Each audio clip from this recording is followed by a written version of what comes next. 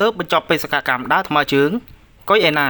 មិនខ្វល់រឿងថែសម្រស់មានគម្រោងបន្តបេសកកម្មថ្មីគ្រាន់តែបញ្ចប់បេសកកម្មដើរថ្មើរជើងមិនបានប្រមាណថ្ងៃផងស្រាប់តែកញ្ញាកុយឯណាមានគម្រោងនឹងបន្តបេសកកម្មថ្មីជាបន្តទៀតដើម្បីផ្សារភ្ជាប់តំបន់ទេសចរនៅកម្ពុជា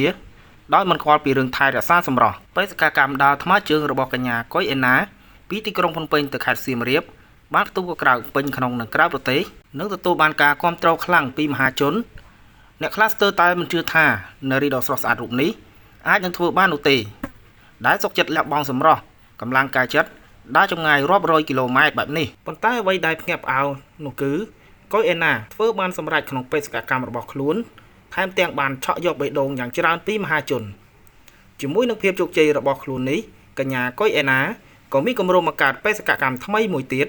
ដើម្បីផ្សារភ្ជាប់តំបន់ទេសចរនៅក្នុងប្រទេសកម្ពុជាដោយគម្រោងថ្មើរជើងពីភ្នំពេញទៅខេត្តសៀមរាបដែរ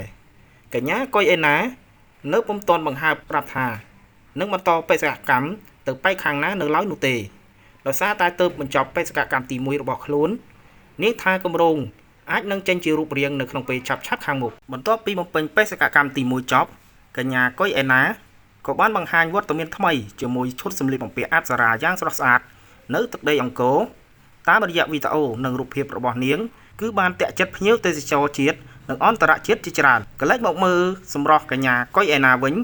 គឺមានការប្រែប្រួលច្រើនមិនស្រស់ស្អាតដូចកាលពីមុននោះទេ